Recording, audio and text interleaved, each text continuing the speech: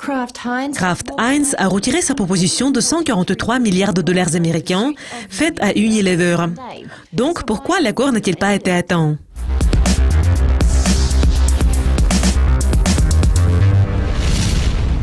Kraft a été obligé de divulguer publiquement son offre pour le producteur de mayonnaise, de thé et d'assaisonnement vendredi 17 février pour se conformer à la réglementation britannique en matière de rachat après une fuite d'informations et des rumeurs sur l'intention de la société circulant parmi les traders en bourse. La fusion avait le potentiel de créer le deuxième plus grand groupe de biens de consommation d'après les ventes. C'est Nestlé qui reste toujours le premier. L'accord aurait pu réunir des marques telles que Kraft Mac and Cheese et Heinz Tomato Ketchup avec le savon Dove et la glace Magnum d'Unilever. Dans une déclaration commune de Kraft Heinz et Unilever, Kraft a déclaré qu'il avait accepté à l'amiable de retirer sa proposition pour rapprocher les deux entreprises. Unilever et Kraft Heinz se tiennent respectivement en haute estime.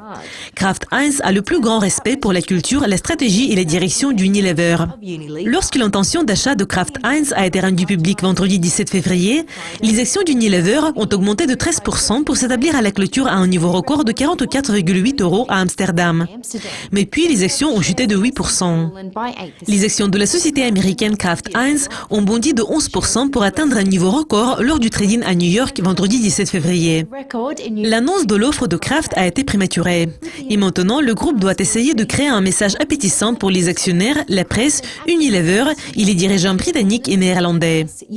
Cependant, selon Ken Shih, l'analyste principal à Bloomberg Intelligence, le retrait rapide de l'offre de Kraft a surpris plusieurs analystes car la défense d'Unilever n'était pas forte.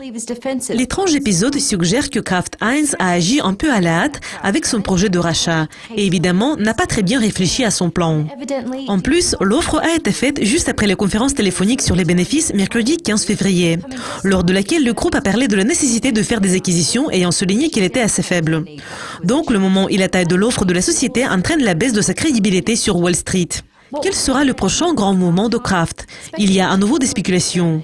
Les analystes pensaient auparavant que des entreprises telles que Mondelez International, la société produisant des collations, ou le groupe produisant des céréales General Mills étaient au centre de l'attention de Kraft. De toute façon, Dukascopy TV va suivre de près cette situation. Donc restez à l'écoute pour découvrir plus de nouvelles. Au revoir.